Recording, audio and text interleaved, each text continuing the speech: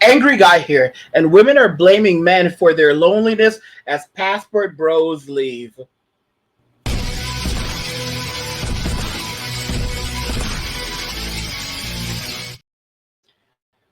Women are blaming men for their loneliness as passport bros leave. I mean, what did you expect to happen? Ultimately, you have a lot of these guys leaving, and women are seeing this and they're not pleased with this. Let's go ahead and jump straight into the video. There is not a crisis of lonely single men.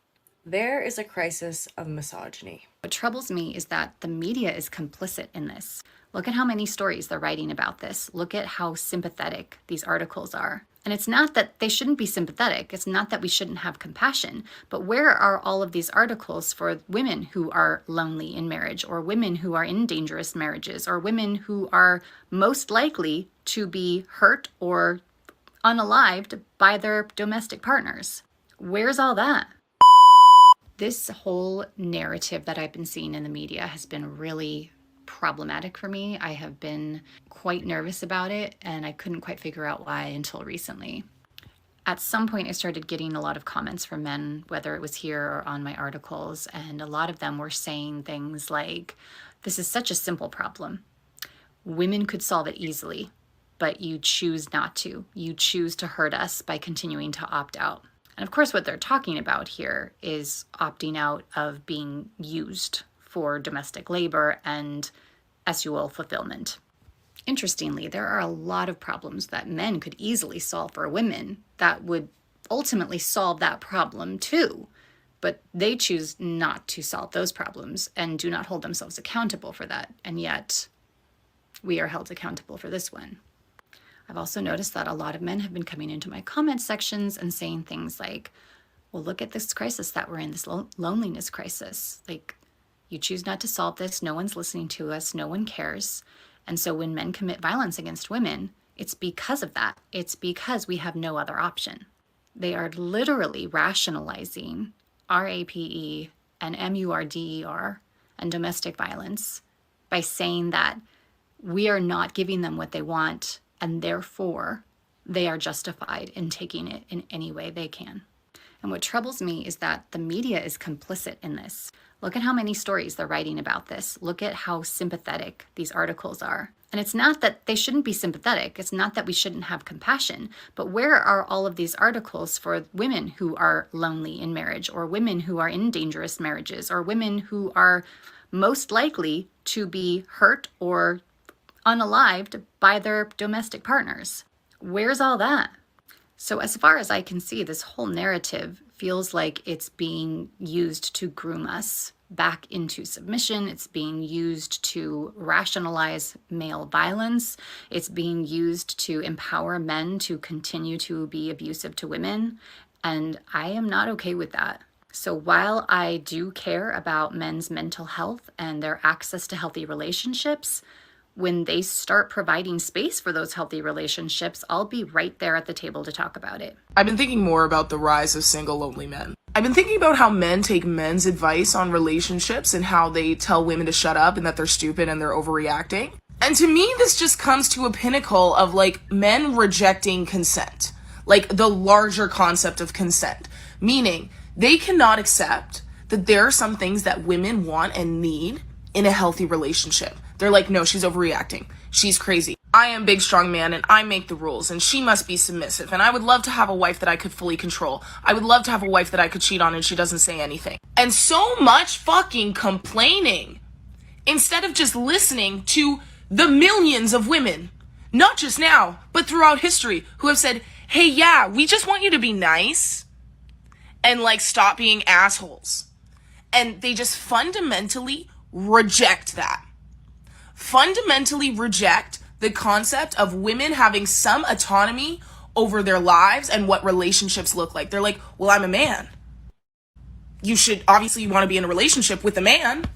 Otherwise you're going to end up a lonely spinster. I think not, sir. You are the lonely spinster. Even when we tell men that they're being assholes, they're like, no, you're overreacting. Am I overreacting or are you desensitized? Because clearly your species isn't doing too fucking well in regards to gauging what makes you an asshole, what makes you insensitive, what makes you inconsiderate. And they have this idea of themselves in their head. They have this certain standard for themselves in their head. And when you show them anything about themselves, a mirror that shows them something they don't like about themselves, they reject it, they reject you, you're overreacting, you're crazy. And they just cannot accept that women might know what they're talking about when it comes to what they want, and that they should actually listen to that, and that they should adapt to that, because men really hate the idea of adapting. You know, they talk about masculinity being fixed and femininity being whatever, fluid, and it's to a fault. A lot of women from many different generations. So, you know what's interesting about this? Notice she actually referred to men as a different species. Yeah, I hope you guys caught that. Ultimately, you can see that men have found a solution. What men are doing is men are walking away from Western society. They're going overseas and they're starting new lives overseas. They're saving their money and they're using that money to rebuild and to heal. Okay, they're finding women overseas that have their femininity intact, that value, that cook, that clean, that value family, and they're building themselves up. And then there are also some guys who are choosing to completely disengage from society as much as possible. They only work as much as they have to survive. And what a lot of people don't understand, and what a lot of women don't comprehend, is that men don't need a lot to survive.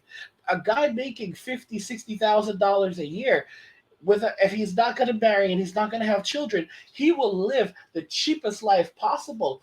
A guy will go out, he will buy himself a camper. You heard me. He'll buy himself a camper, and he will put that camper on in a trailer park or wherever. Find a piece of land where he can park it, and he will live as cheap as possible, and he will save the vast majority of his salary, and he will live very happy. He'll have his video games, he'll have his entertainment, he'll have food, a place to sleep, and he doesn't need to worry about anything else. And that's how he'll operate. Women don't understand that the reason why men go out there and they work hard and accumulate large amounts of wealth is so that they can go and find a woman who'll be in a relationship with them. But when you're being told you need to have hundreds of thousands of dollars or millions of dollars, and you need to have all these other things as well, men are realizing it's not practical.